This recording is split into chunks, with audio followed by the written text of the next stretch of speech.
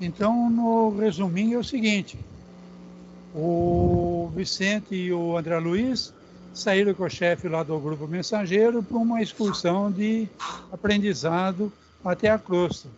No meio do caminho, eles pararam nesse posto de socorro e lá eles conheceram, então, esse posto de socorro que tem a forma de um castelo.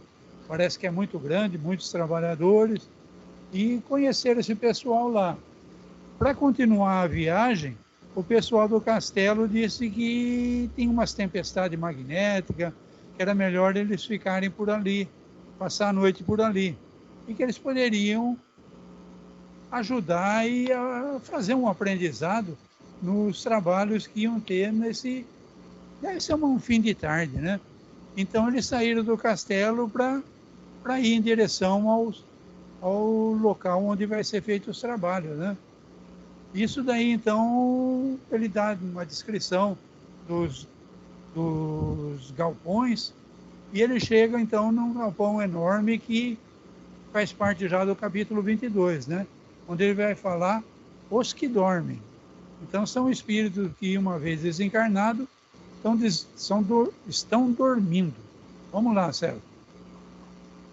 Seguimos através de longas filas de arvoredo acolhedor, rumo às vastas edificações que obedeciam às linhas arquitetônicas singulares.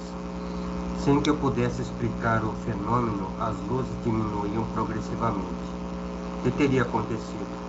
Vicente e eu nos entreolhamos assustados. Alfredo, Aniceto e os demais, todavia, caminhavam sem surpresa. A serenidade deles tranquilizava meu íntimo, embora o espanto insofreava. Mais alguns passos atingimos os pavilhões diferentes que se estendiam em área superior a 3 quilômetros. Pelos meus cálculos. Dá uma paradinha aí, então. César, eu não sei o que está acontecendo, está dando microfonia no teu som. Mas é o seguinte, então. Eles chegaram nesses galpões. E ele diz aí que o galpão tem 3 quilômetros de comprimento. Eu fico imaginando um galpão de fábrica, de indústria. Um galpão de fábrica de indústria costuma ter uns 20, 30 metros de largura.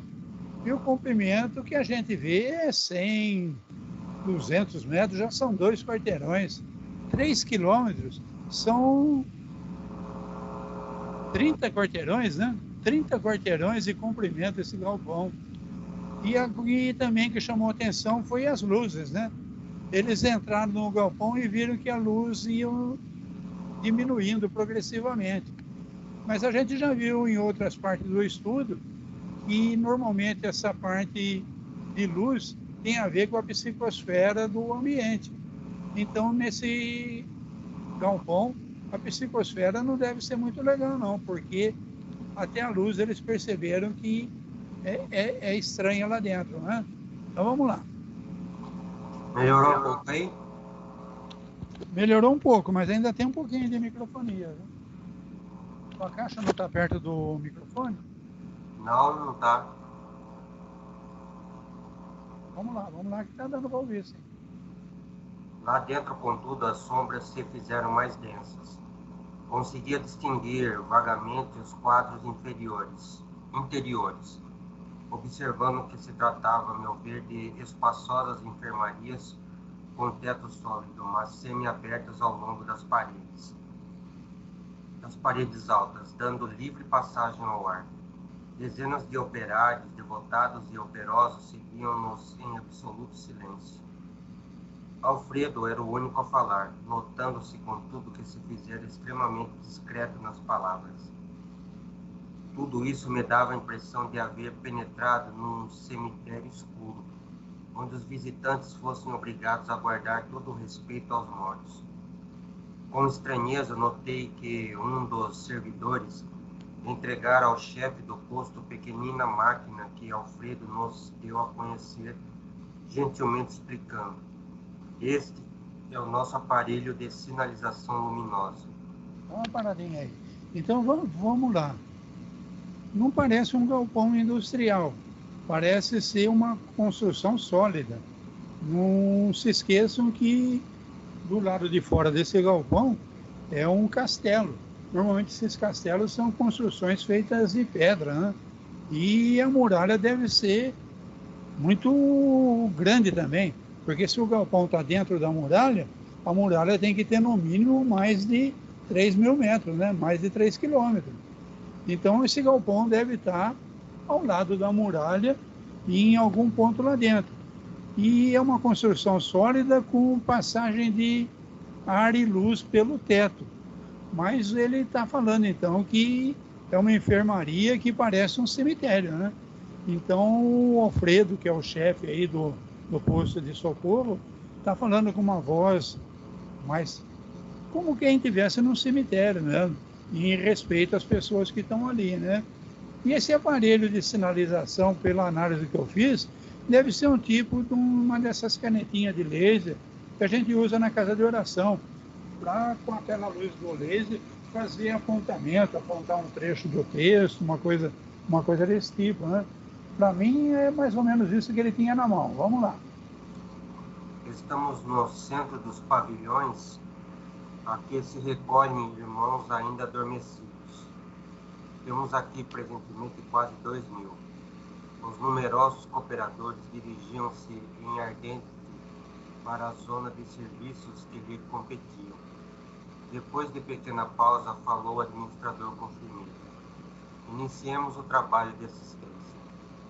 Ao primeiro sinal luminoso de Alfredo, acenderam-se numerosas lâmpadas elétricas e então, dominando a custo a primeira impressão de horror, vi extensas filas de leitos aos rés do chão, ocupados todos por pessoas mergulhadas em profundo sono. Muitos tinham semblante horrendo.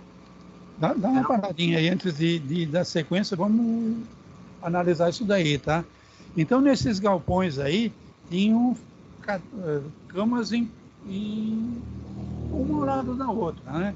Como ele diz aí. E ele calcula mais ou menos 2.000 pessoas dormindo. Então, com o sinal luminoso do Alfredo, o pessoal acendeu as luzes. Então, aí o André Luiz começou a ver com mais detalhe o que tinha no galpão, tá? Então, era muito pouco. Não, isso daí não falou ainda. A maioria deles tinha um semblante horrendo. Vamos lá. Eram muito poucos os que traziam as pálpebras cerradas, parecendo tranquilos. Em quase todos estampavam-se-lhes nos olhos aparentemente vitrificados o extremo pavor e o doloroso desespero da morte. Cadavérica palidez cobria-lhes a face. Recordando a literatura antiga, pensei nos velhos túmulos egípcios. Tínhamos diante de nós centenas de múmias perfeitas. Raríssimos pareciam dormir um sono natural. Aproximando-se de nós outros, Alfredo falou a Aniceto em particular. Infelizmente, não podemos atender a todos. Por quê? Indagou o nosso orientador comovido. Dá uma paradinha aí. Então, vamos lá. Quando acendeu as luzes eram fortes, eles não tiveram reação nenhuma, tá? Então, você veja que eles fazem uma comparação que pareciam múmias. Alguns estavam de olho aberto, aquele olho vidrado, e mesmo com aquela luz acesa que foi feita de repente, não tiveram reação nenhuma, tá? Então, o Alfredo falou, infelizmente, não podemos atender todos. Aí o Aniceto, que é o chefe lá do nosso lar, perguntou, mas por quê, né? Vamos lá. Estamos aguardando o pessoal adestrado. Tenho aqui a colaboração de 80 auxiliares para este gênero de serviço. Entretanto, não pode cada qual atender a mais de 5 doentes de uma só vez.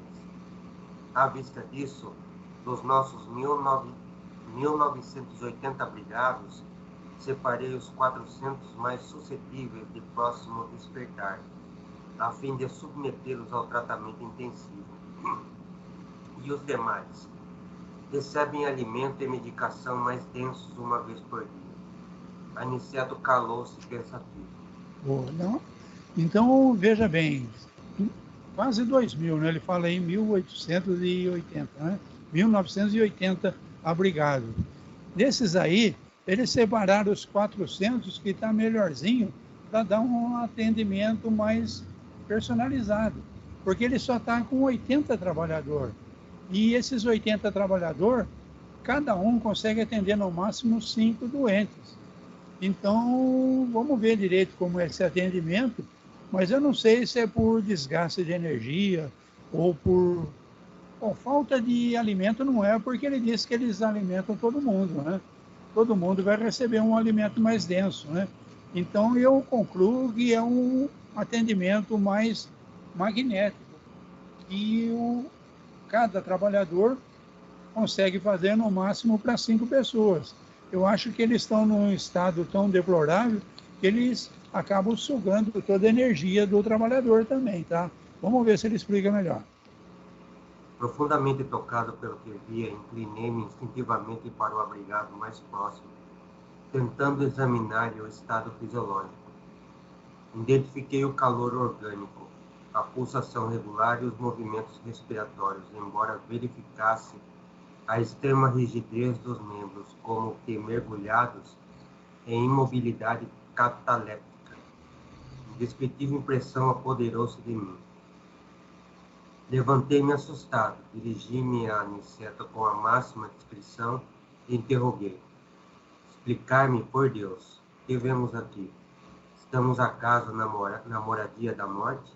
Depois da morte? O instrutor sorriu complacente e explicou em voz quase imperceptível. Sim, André, este sono é verdadeiramente a avançada imagem da morte. Olha aí, uma coisa que a gente ouve pouco falar, tá? Morte depois da morte, isso é segunda morte. Então, o médico André Luiz foi dar uma olhada como que estava esse pessoal. E ele viu que eles estavam com os membros rígidos, mas parecia uma catalepsia, porque o calor do corpo, a pulsação, estava tudo regular, a respiração. Então, mesmo com aquele olhar vitrificado, aquela face muito estranha, eles estavam dormindo realmente. Mas era uma morte tão estranha que o André Luiz perguntou se era morte depois da morte. E o Aniceto confirmou, sim, André, esse sono é verdadeiramente a avançada imagem da morte. Então é a segunda morte, tá? Então eles morreram no corpo, morreu, acabou, puseram isso na cabeça, estão lá no plano espiritual, foram atendidos, estão no leito, estão recebendo alimentação, mas é como se fosse uma segunda morte, tá? Então a morte do espírito. Por quê? Porque o espírito parou, acabou. Então vamos continuar o estudo aí que está muito interessante. Aqui permanecem com a bênção do abrigo alguns milhões dos nossos irmãos que ainda dormem. São as criaturas que nunca se entregaram ao bem ativo e renovador em torno de si, e mormente os que acreditaram convictamente na morte como sendo nada, o fim de tudo, o sono eterno. A crença na vida superior é a atividade incessante das almas. A ferrugem ataca a enxada ociosa. O entorpecimento invade o espírito vazio do ideal criador. Os que nos círculos carnais, homens e mulheres, creem na vida eterna, ainda que não sejam fundamentalmente cristãos, estão desenvolvendo faculdades de movimentação espiritual e podem penetrar as esferas extraterrenas em estado animador, pelo menos quanto à locomoção e juízo mais ou menos exato. Dá uma paradinha aí, porque eu sempre fico invocado com essa frase do morreu, acabou, tá? Então são espíritos que, ou por um sentimento de culpa, eles não querem saber o que vai dar depois da morte do corpo, ou então por seguirem essas religiões dogmáticas aí que pregam muito isso aí, tá? Que morreu vai ficar dormindo até o dia do juízo. Então, uma pessoa que morre com isso na cabeça, então ele fala aqui que o número são milhões. Então, nessa posto de socorro, eles estão atendendo 2.000. Mas quantos postos de socorro existem em volta da Terra para atender esses milhões que estão simplesmente dormindo? Por quê? Por causa da crença. Então, ele fala aí da enxada sem uso e enferrujam. Então, é isso daí, a pessoa não se preparou para o que vai acontecer depois da morte do corpo. Então, ele está falando que, inclusive, os que não são cristãos, que têm, sei lá, outras religiões, mas se eles creem que a vida é eterna, então eles estão desenvolvendo faculdade de movimentação espiritual. Então, eles estão se preparando para a vida depois da morte. Enquanto que nós, os seguidores de Jesus, que deveríamos apresentar um conhecimento melhor, porque Jesus foi muito claro nesse sentido com a gente, tá? E a vida continua. E a gente morre pensando que morreu, acabou. Inclusive induzido por líderes religiosos, né? Então, nós estamos vendo aí o que acontece com esse pessoal que morre pensando nisso. Vamos lá. No entanto, as criaturas que perseveram em negação deliberada e absoluta, não obstante por vezes filiadas a cultos externos de atividade religiosa que nada vem além da carne, nem que sejam qualquer conhecimento espiritual, são verdadeiramente infelizes. Muitos penetram nossas regiões de serviço como embriões de vida, na colmeia da natureza sempre divina. Um amigo nosso costuma designá-los por fetos da espiritualidade. Entretanto, ao meu ver, seriam felizes se estivessem nessa condição inicial. Temos a certeza, porém, de que muitos se negaram ao contato da fé, absolutamente por indiferença criminosa aos desígnios do Eterno Pai. Legal. Então, veja bem, a negação deliberada e absoluta.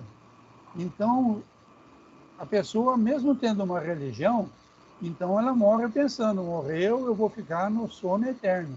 É o que está acontecendo aí. E ele faz uma comparação com embriões. Embriões seria o feto. O feto, ele está em evolução, porque o feto, a partir da geração, ele está sendo construído um corpo, ele está sendo construído uma futura vida. Esses não, esses estão estagnados, tá? E, a meu ver, ele fala aí, seriam felizes se estivessem na condição de feto, construindo, se preparando para uma vida depois da morte do corpo. E no final aqui ele fala então dos que vêm por indiferença criminosa. Então isso para mim é aquele que morreu com bruta de um remorso, com bruta de um medo de ter que pagar a dívida que ele tinha. Então ele morreu o corpo, ele já cai logo numa dessa de morreu, acabou, porque ele tem medo das consequências, tá? Então, não só o religioso que acredita que vai ficar dormindo até o dia do juízo, mas também o indiferente e criminoso, porque o remorso vai fazer ele ter muito medo das consequências depois da morte do corpo. Então, ele vai cair nesse sono aí de medo das consequências, tá? Vamos ver a continuação. Dormem porque estão magnetizados pelas próprias concepções negativistas. Permanecem paralíticos porque preferiram a rigidez ao entendimento. Mas dia virá em que deverão levantar-se e pagar os débitos contraídos. Eis porque os considero sofredores. Primeiramente demoram no sono em que acreditaram, mais tarde acordam, porém, a maioria não pode fugir à enfermidade e à perturbação como acontece aos irmãos dementados que vimos ainda há pouco. Grande é o meu assombro. Como Vicente se aproximasse também para ouvi-lo, falou Aniceto esclarecendo a nós ambos. A fé sincera é ginástica do espírito. Quem não a exercitar de algum modo na terra, preferindo deliberadamente a negação injustificável, encontrar-se-á mais tarde sem movimento. Dá uma paradinha. Então, vamos lá. Magnetizado pelas próprias concepções negativas. Então, ou por crença religiosa, eu vou ficar dormindo até o julgamento, ou por medo das consequências, eles pararam. Então, numa morte, parece uma múmia, tá? Não tem expressão nenhuma. Então, a maioria não consegue fugir. Eles estão parados ali, tem que ter todo um trabalho para ver se eles conseguem acordar. E eles estão numa situação muito pior do que aqueles que o André Luiz escreveu que estavam no pátio, que pareciam dementes, tá? Aqueles dementes, pelo menos, estavam andando, estavam interagindo. Esses aí estão catalepticamente mortos, tá? Sem reação nenhuma, tá? Então, ele fala no final aí que a fé é uma ginástica do espírito. Então, você acreditar numa continuidade após a morte do corpo, você está se preparando, tá? Não exercitar de modo nenhum na Terra, preferindo negação injustificável, encontrar-se-á mais tarde sem movimento. Então, a gente fala assim, mas estão sofrendo tanto? Estão lá dormindo. Vamos continuar o estudo para a gente ver o que está acontecendo com eles, tá? Semelhante. Tony. Oi. Se tem a reencarnação compulsória, não teria que ter alguma coisa para esses espíritos? Tipo uma desencarnação compulsória? Então, eles são desencarnados e estão parecendo múmia lá. Então a gente fala assim, mas eles estão numa boa, estão deitadinhos numa cama, recebendo comidinha. Só que eu falei, vamos continuar o estudo para você ver o que está acontecendo com eles.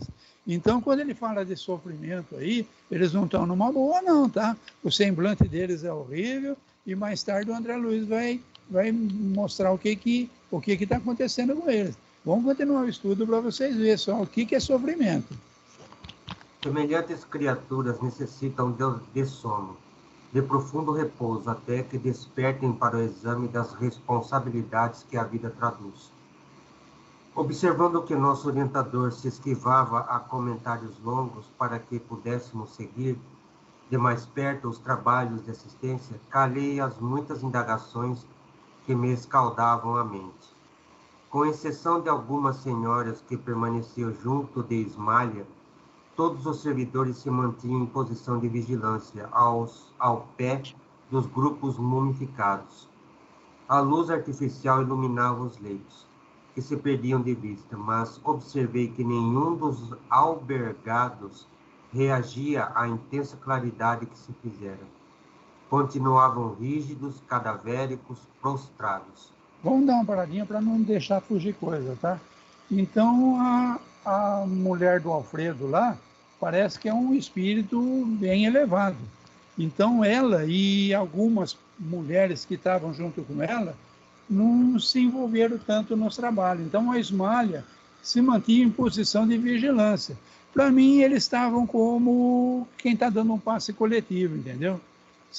Para mim, na minha análise, são espíritos de uma evolução maior que estão ali mandando energia. E os trabalhadores comuns, então, começaram a trabalhar com o pessoal. E o André Luiz está observando aí que mesmo com as luzes ligadas, eles não têm reação nenhuma, tá? Então, distribuindo pequenas... Bom, vamos lá, continua. Notei então que Alfredo começou a mover o aparelho de sinalização para emitir as ordens de serviço. Cada sinal determinava operação diferente. Vi os servidores do posto distribuírem pequenas porções de alimento líquido e medicação bucal em profundo silêncio.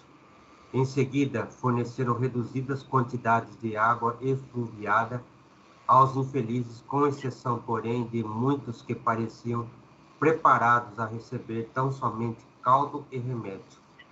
2/3 dos 400 abrigados em tratamento receberam passes magnéticos. Alguns poucos receberam aplicações do sopro curador. Dá uma paradinha aí, porque entrou o sopro aí de novo, tá? Então, vamos lá. Aquelas mulheres aplicando um passe, o pessoal de trabalhador distribuindo alimento, medicação e água fluidificada. Alguns parece que estão tão ruins que nem a água não podiam dar. Provavelmente eles não teriam feito, né?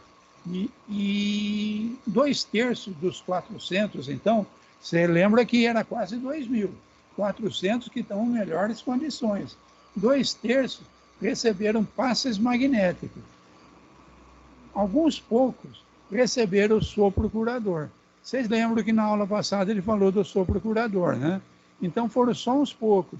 Então por isso que ele falou lá no começo do capítulo, que cada trabalhador, que ele tinha poucos, só poderia atender 5 pessoas. Então, eles estão escolhendo aí quem que pode ser beneficiado com esse cuidado aí. Vamos lá.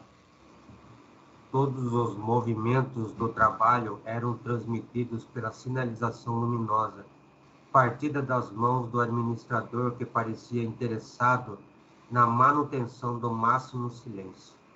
Impressionado com o que via, perguntei ao orientador em voz baixa a razão de alguns enfermos não terem sido beneficiados com a água e com o socorro de forças novas, através do passe e do sopro vivificante.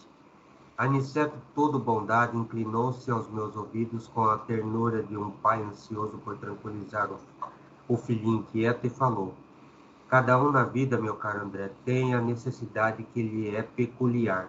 Aqui compreendemos com amplitude esse imperativo da natureza. Então você veja que o André Luiz, curioso que era, o ambiente estava tão solene, parecia que estava num cemitério mesmo, que ele nem pergunta não se atrevia a fazer, tá? Ele só está observando tudo aí. Então, manutenção do máximo silêncio. E o pessoal trabalhando. Mas mesmo assim ele deu um jeitinho de perguntar, né, para o orientador. Alguns enfermos não terem sido beneficiados com água, e socorro de forças novas, através do passe. Aí o Aniceto conversou com ele e falou que eles estão escolhendo aqueles que podem se beneficiar. Então, cada um tem a necessidade que é peculiar. E nós vamos ver no próximo capítulo que eles conseguem perceber quem tem condições de receber e quem seria inútil.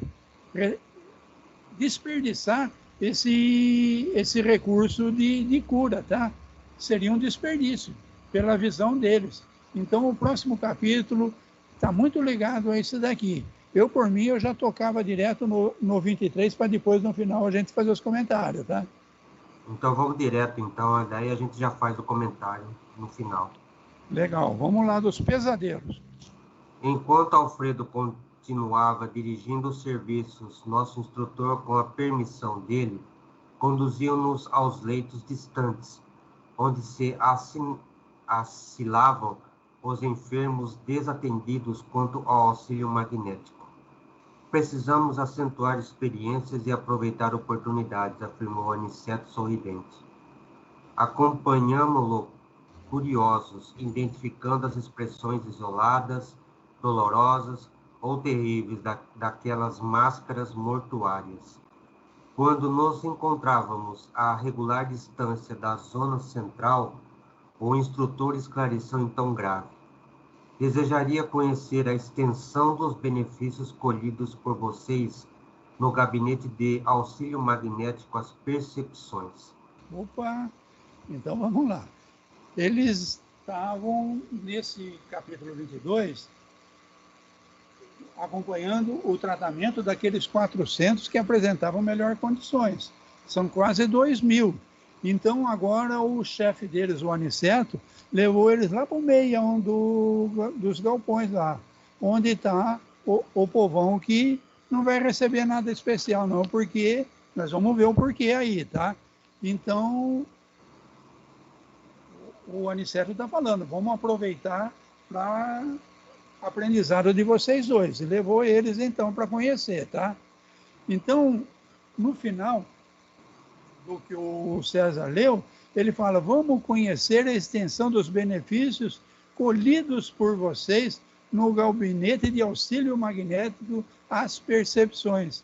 Vocês lembram que antes de sair lá do grupo Mensageiros, o Aniceto mandou eles irem passar por um tratamento de aumento das percepções. Então, agora o Aniceto vai fazer um teste com eles, tá? Vamos ver se vocês tiraram proveito do tratamento que vocês fizeram lá no grupo Mensageiros, tá? Vamos lá. Para ajudar eficientemente aos nossos amigos encarnados, é necessário saibamos ver com clareza e precisão. Indicando os doentes imóveis, acrescentou: todos os que dormem nesses pavilhões permanecem dentro do mau sono. Mas teremos, porventura, nas zonas espirituais, os que estejam em bom sono? Interrogou Vicente de modo brusco. Sem dúvida, respondeu Aniceto solícito. Temos na esfera de nossas atividades os que repousam períodos curtos, quais trabalhadores retos que esperam o repouso noturno, a tranquilidade dos que sabem trabalhar e descansar de consciência aliviada. Dá uma paradinha aí, que aí já dá para distinguir, então, quem que pode receber tratamento e quem que não pode, tá? Então,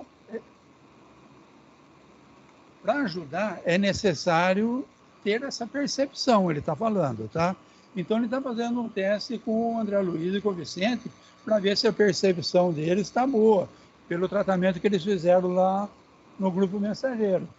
Então, ele fala aqui em bom sono e mau sono. Então, por isso que deu para separar 400. Esses 400 estão dormindo também, mas parece que não é esse mau sono que ele vai explicar mais na frente, tá? Esses outros aí, esses 1000 e cacetada aí, esses daí estão dormindo no mau sono.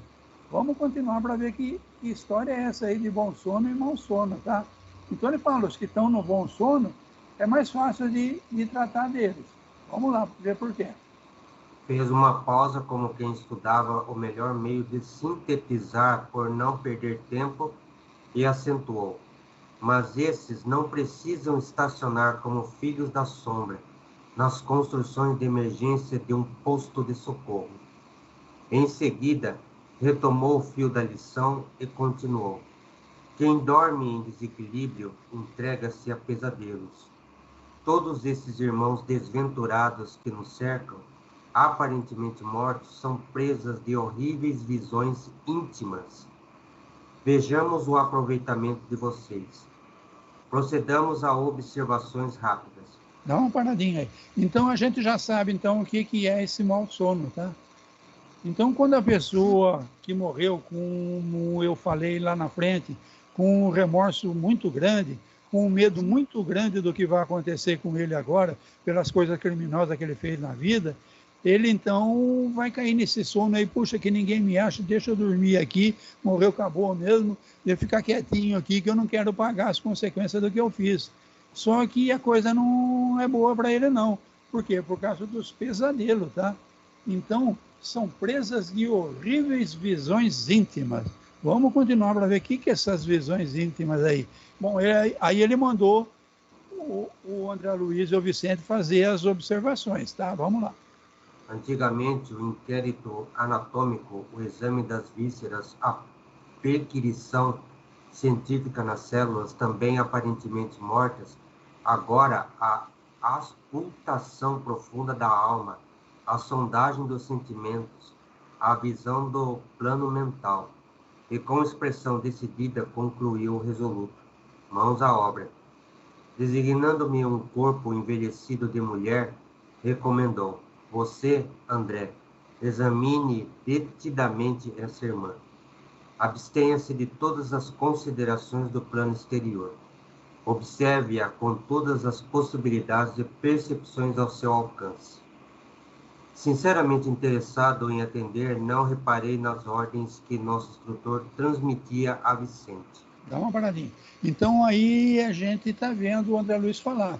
Quando ele era médico, que ele ia fazer uma observação, ele ia ver a pulsação, a temperatura, coisas externas, né? E aqui não, aqui o que interessava era uma sondagem da visão do plano mental do doente, tá? Então o Aniceto indicou para o André Luiz uma senhora que está lá num sono bom, vocês entenderam, né? Cataléptico. Uma palavra difícil. Então, vamos lá. Ele está observando e reparei nas ordens. Ele nem reparou que ordem que deu para o Vicente. Ele logo, então, já entrou na observação dessa senhora que foi indicada para ele. Vamos lá. Procurei esquecer. Os quadros externos, focalizando aquela máscara feminina com todos os meus recursos mentais. À medida que me despreocupava dos interesses diferentes, observava a sombra cinzenta escura que se lhe ia condensando em torno da fronte. A visão parecia auxiliar-me o poder de concentração. Reconhecendo que o fenômeno se acentuava, não mais lembrei qualquer objeto ou situação exterior. Estupefato, comecei a divisar formas movimentadas no âmbito da pequena tela sombria. Olha aí como que é a observação do íntimo da mente da pessoa que ele está fazendo. Quando ele se concentrou, ele começou a ver uma sombra escura na fronte da pessoa. E essa sombra escura foi se transformando numa tela, numa pequena tela sombria. Então, uma coisa escura, uma tela. Vamos ver o que vai aparecer na tela, então. Surgiu uma casa modesta de cidade humilde. Tive a impressão de transpor-lhe a porta. Lá dentro, um quadro horrível e angustioso. Uma senhora de idade madura, demonstrando crueldade impassível no rosto, lutava com um homem embriagado. Ana, Ana, pelo amor de Deus, não me mates, dizia ele súplice, incapaz de defender-se. Nunca, nunca te perdoarei, exclamava a mulher, acrescentando em tom lúgubre. Morrerás esta noite. Vi o infeliz cair exausto. Envenenaste-me com bebida mortal, reclamava ele lacrimoso. Perdoa-me se te causei algum mal. Sou pai. Ana, preciso viver para meus filhos. Não me mates, por piedade. Ela ouviu com frieza e respondeu duramente. Morrerás mesmo assim. Tenho a infelicidade de amar-te, a ti que pertences. Tenho a infelicidade de amar-te, a ti que pertences a outra mulher. Não quiseste seguir-me e preciso vingar-me. Rebocando-se no assoalho, tornava-o infeliz. Deus sabe que estou arrependido do meu criminoso passado. Quero viver para o bem. Ana, perdoa-me pelo amor do eterno Pai. Quem sabe poderei auxiliar-te como irmão. Ajuda-me para que te possa ajudar. Não me mates, não me mates. A mulher, porém, como se tivesse a maldade agravada ao ouvir a expressão da virtude, tomou de um pesado martelo e exclamou: Deus não existe, Deus não existe. Morrerás infame, e de súbito crivou-lhe o crânio de marteladas surdas. Dá uma paradinha aí. Então, olha que gente boa que essa senhora, tá? Então, a gente vai lembrar que eu já falei aqui outras vezes, que a pessoa, quando tem um fato tão marcante na passagem dela, aquilo fica gravado. Eu até falei do caso do suicida, que o Divaldo conta, né? O suicida se atira na frente do trem, o trem vem chegando e despedaça o corpo dele. O suicida se atira na frente do trem, o trem vem e despedaça o corpo dele. E não sai disso, entendeu? Ele entra numa monoideia. Então, é o que o André Luiz está observando nessa tela que se formou na fronte dessa senhora aí. E esse caso aí, ela, pois, provavelmente eram amantes, porque ela disse que o cara tinha outra. Então, ela devia ser uma amante, e ele não quis deixar outra para ficar com ela envenenou a bebida dele. Quando ele percebeu, ele ficou desesperado e pedindo clemência, né? Ele disse que ele tem filho, que ele quer ajudar ela. Por favor, eu preciso. Mas ela está firme, tá? Eu preciso vingar-me. E Deus não existe, ela fala. Então, mesmo ele estando envenenado, ela pega o martelo e acaba de matar ele, tá? Deus não existe, morrerás em fome. Olha quanto ódio tem nessa frase aí, tá? Então, esse é o como que diz, é o drama dela. Ela não consegue sair desse pensamento, tá? Então, quando o André Luiz fez a auscultação e viu na tela preta, ela viu esse drama aí, tá? Vamos lá. O homem expirou sem um grito. O homem expirou sem um grito. Logo após, vi a criminosa conduzindo o cadáver em carrinho de mão através de um trilho ermo. Acompanhava-lhe os movimentos com interesse. A noite estava muito escura, mas observei a parar junto à via férrea. Sondou os arredores. certificou-se do isolamento em que se encontrava e depôs a estranha carga sobre os trilhos. Via dispondo o cadáver para que a cabeça fosse decepada à passagem do comboio, retirando-se apressadamente e reconduzindo o pequeno carrinho vazio. Não esperei a máquina de ferro. Segui a mulher, que me pareceu inquieta e pensativa. Antes, porém, que despusesse o carrinho no extenso quintal, vi que arregalava os olhos como louca, cercada de seres que me pareceram bandidos de negras vestes. Opa! Então, olha aí, ela terminou de fazer a morte do cara com um martelo, pôs o cara num carrinho e pegou uma trilha, levou ele para uma linha de trem. Então, ela ajeitou de modo que o trem atropelasse ela para desfazer as provas do crime que ela tinha cometido. Só que não durou muito, não. Ela voltando, então, com o carrinho, ela já começou a ser perseguida. Arregalava os olhos como louca, cercada de seres que me pareceram bandidos de veste negra. Então, olha aí o remorso, ela nem morreu ainda, ela está sendo perseguida. Provavelmente ela tem alguma mediunidade, tá? E ela está vendo, então, as consequências dela ter se tornado a criminosa odiosa que ela se tornou, tá? Então ela está parecendo uma demente aí e sendo perseguida já. Vamos lá. Era ela, agora, quem acusava estranha embriaguez de pavor. Vencera um pobre homem invigilante, mas, a meu ver, seria vencida por seres mais perversos, talvez que ela própria. Acudam-me, gritava espavorida, e continuava a cena, em que a desventurada golfava súplicas em vão. Senti-me como espectador que precisasse movimentar qualquer socorro. E graças à bondade divina, não experimentei pela mulher infeliz senão a mais viva compaixão. Dá uma paradinha aí, olha aí. Então essa mulher está morta, está nesse sono cataléptico e essa imagem recorrente não sai da cabeça dela, tá? Então esse é o pesadelo dela. Ela lembra do crime, ela lembra do ódio que ela tinha na hora do crime e ela lembra dessas formas negras aí, esses criminosos aí perseguindo ela. E ela está apavorada nesse sono. Então, quando ela vai sair disso, nós vamos lembrar da história do André Luiz. A hora que ela se reconhecer uma pecadora e pedir perdão, tá? Então, aí vai ser possível ela passar, talvez, para a fileira lá dos 400, que recebe um atendimento mais efetivo. Ela está aí no meio do salão, ela está aí sem condições de ser ajudada. Por quê? Por causa desse remorso, por causa desse sonho que ela está tendo. Então ela está muito, muito abalada, tá? Nem para socorrer ela não está dando. Vamos lá.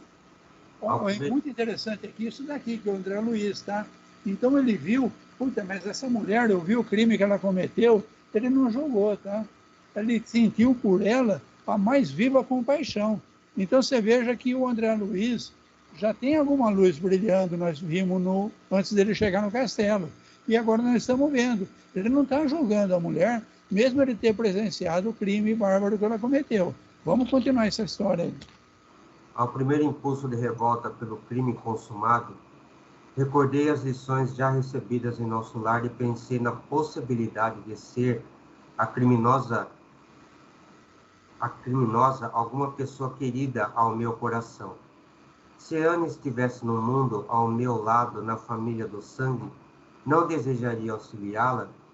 Por que haveria de acusá-la se não lhe conhecia o passado total?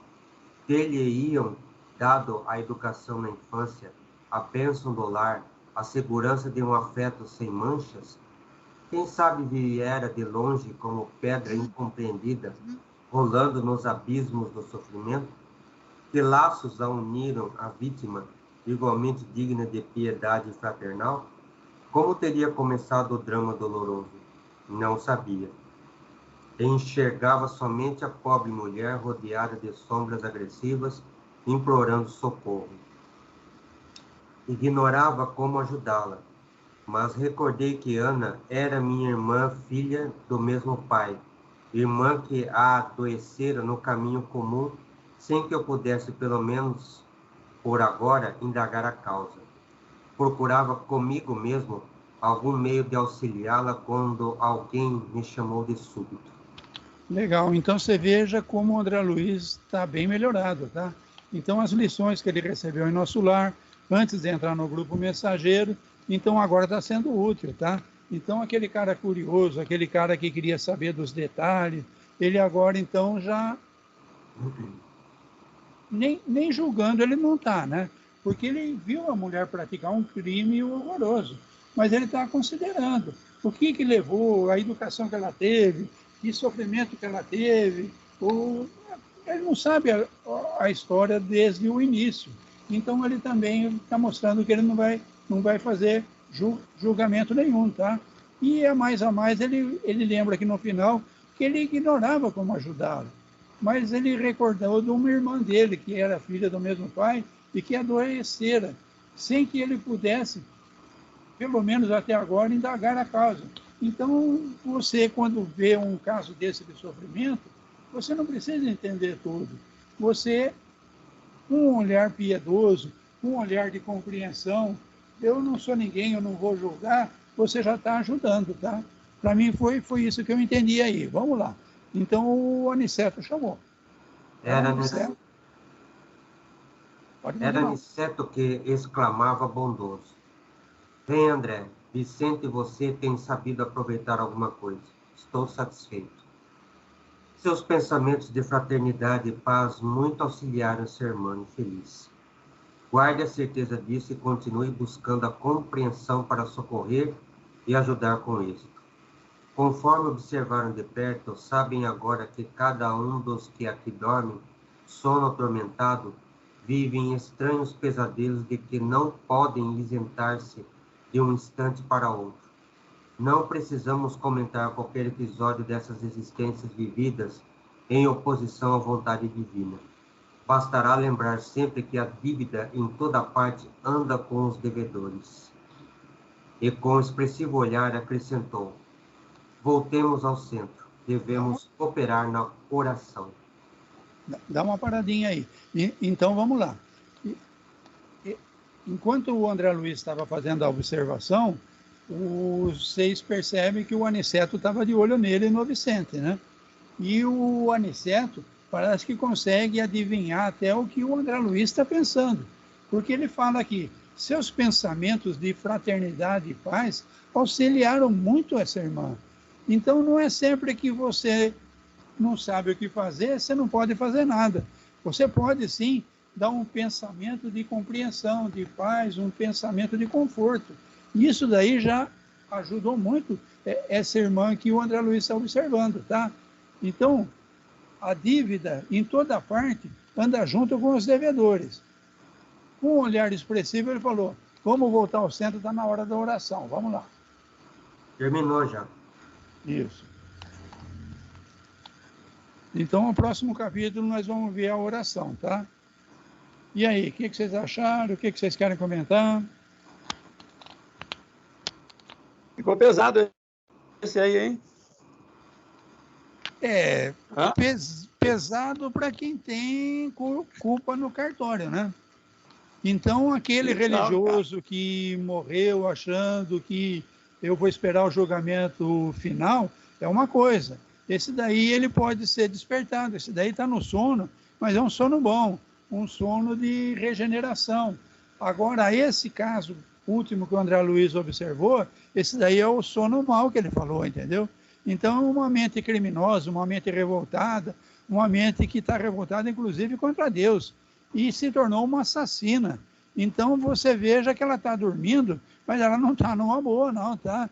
Ela está com um pesadelo terrível, sendo perseguido e não tem como tirá-la disso, tá? O máximo que o André Luiz fez foi ter um pensamento de compreensão, né? Mas um dia esse espírito vai regenerar, né? Depende dela. Depende dela. Você lembra que o André Luiz levou 8 anos. André Luiz não era nem um criminoso. André Luiz era simplesmente um suicida indireto, tá? O grande erro do André Luiz foi ser intemperança na comida, no sexo, e isso daí provocou um suicídio indireto. Então ele levou 8 anos para cair na real. Quantos anos essa pessoa vai levar para cair na real? Só depende dela, entendeu, seu Nelson? Então, enquanto esse remorso não bater e ela se deixar dominar pelo remorso, perder essa revolta contra Deus e pedir clemência, pedir ajuda com o fundo do coração, infelizmente ninguém vai poder fazer nada por ela, tá? Só depende dela. Livre-arbítrio. Então a gente vê assim, Deus castiga nada, meu. Deus está dando um monte de oportunidade. Arrumou um galpão, ela está abrigada num leito, o pessoal vai lá dar comidinha para ela, assistir ela, mas não dá para fazer nada. Por quê? Porque ela está envolvida nesse crime, nessa revolta, nessa perseguição. E só depende dela agora. Quando ela cair na real e o remorso for tão grande que ela deixar de ser revoltada e pedir ajuda, aí eles vão poder passar ela para uma classe que pode receber uma ajuda mais efetiva, tá? Esse negócio de desencarnou, descansou. Nossa, não é legal, não, hein? Descansar desse jeito, eu tô fora. Mas eu ia falar, né? Ô, coitado, ele descansou, né? É o chavão do povo, né? Eu já penso o contrário. O dia que eu desencarnar, eu vou correr atrás de um servicinho, tá? Eu sei que a vida continua, vou procurar os amigos espirituais. E aí, o que tem para fazer aí? Carregar peso, levar a mesa lá para baixo, carregar maca, limpar banheiro, o que tem para fazer aí? Mas antes tem um período de recuperação, né? Cada caso é um caso. Se você se preparou para morrer, você pode morrer e continuar trabalhando. Agora, se você não se preparou, você vai morrer e vai ficar preocupado. Mas como é que fica a minha mulher? Mas como é que fica aquele carro velho que eu tinha? Mas como é que fica aquela roupa nova que eu comprei? Só depende de você. Você está se preparando para desencarnar? Você vai desencarnar. Você está se preparando ou não? Eu estou, tá? Se eu for embora hoje, eu vou tranquilo. Vou procurar trabalho, tá? E vai levar o Gurgel? Vai ficar. Oi? E vai levar o Gurgel? Não, quem é Gurgel? Já estou querendo me livrar dele antes de morrer. Né? Nem Gurgel, nem nada, não. Ele vai ser um Airbus lá.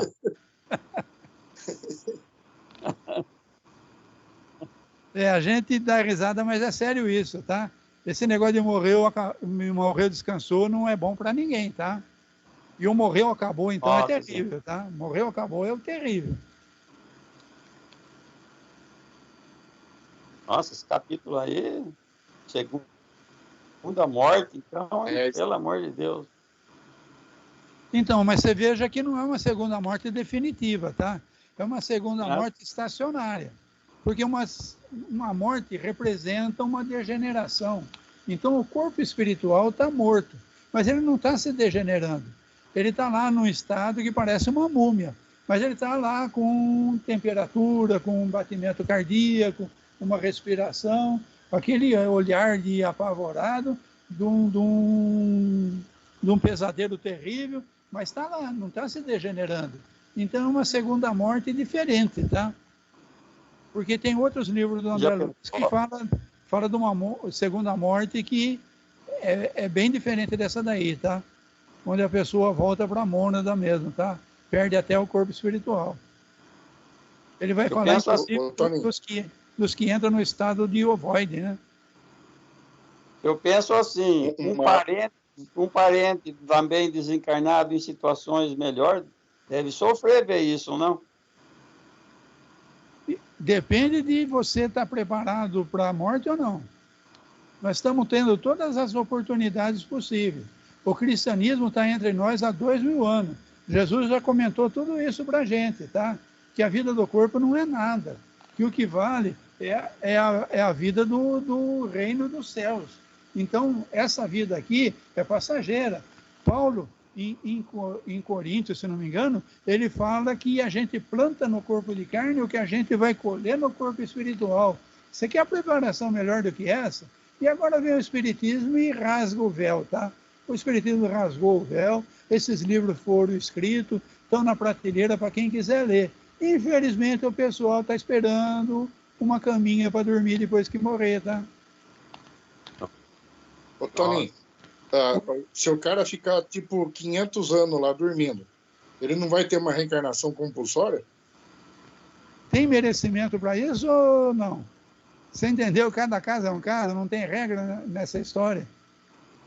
Ele pode ficar lá, até se tornar um ovoide, pô. Milhares e milhares de anos, pô. Meu Deus. Esse caso é mais terrível do que o caso que o César já comentou aqui, daquele que foi papa no livro Libertação e ficou 700 anos como chefe da cidade estranha. Pelo menos ele estava em atividade, na maldade, na ruindade, mas ele não estava nesse morreu, acabou, nesse estado cataléptico, tá? Esse estado aí, para mim, é terrível, tá?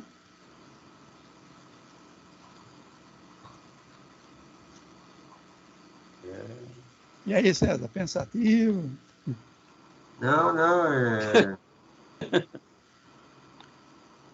Eu acho que essa lição de hoje foi terrível, tá? Não, foi interessante, sim, foi interessante. Mostrou bem como que a ideologia que a gente tem da violência, como a gente utiliza ela de forma a benefício daqueles maldosos, transforma a gente depois, quando a gente desencarna, e fica lá nesse lugar, rememorando todas aquelas imagens de novo, né? Mesmo você recebendo tratamento ou não, você fica lá rememorando aquelas imagens, entendeu? E é como você mencionou, né? Tudo depende do próprio espírito, da vontade do próprio espírito, né? De sair daquela situação, dar condições de receber o medicamento ou não, né? Ou ficar lá. Então a gente vê que é uma questão de revolta, né?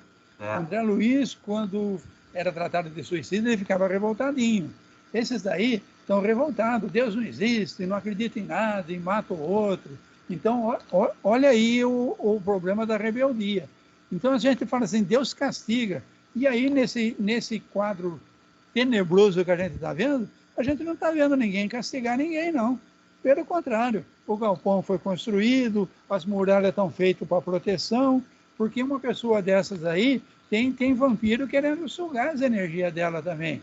E ela aí, nesse galpão aí, ela está protegida dos vampiros, dos escravizadores, tá? Que tudo isso tem no plano espiritual. Ela está protegida. Então, por amor, ela recebeu essa proteção. Agora, o socorro, aí depende dela, tá? Assim como André Luiz não conseguiu receber socorro por 8 anos, essa daí só vai receber socorro o dia que ela se prostrar humilde e pedir auxílio. Com certeza. Eu até fico imaginando como que essa ideologia de Deus não existe, está presente até nos dias de hoje, porque a gente percebe que até entre pessoas mais maduras e jovens ainda persiste essa ideia de Deus não existe, para que eu vou ficar... Eu não vou perder tempo orando para Deus, para Jesus, esses dois não existem. A minha filha morreu por culpa deles, entendeu? E fica com essa ideologia na cabeça, né? Então, pondo culpa em Deus, olha a revolta, tá? Culpando Deus. Então, Deus, o espírito mais puro, o espírito mais benevolente, o espírito mais amoroso que tem, sendo culpado por uma pessoa tão ignorante, tá? Agora, se ela, com toda essa ignorância aí, estiver fazendo o bem, menos mal. Agora, se ela, com essa ignorância toda, fizer o mal, sinto muito, ela vai ter pesadelos depois, tá? Ela vai ter pesadelos de consequências, assim, das palavras e dos pensamentos mentais dela mesma. Da revolta dela, entendeu? Então, ela pode não agir por impulso, entendeu? Praticando uma violência, mas a própria violência mental e por palavras já basta para ter o tormento lá na hora que desencarnando. Legal, entendeu? Revoltou e foi boazinha, menos mal. Revoltou e pisou na jaca, sinto muito, minha filha, você que pisou na jaca. Ninguém pôs a jaca na tua frente, não. Você que procurou a jaca para pisar na tua revolta, tá?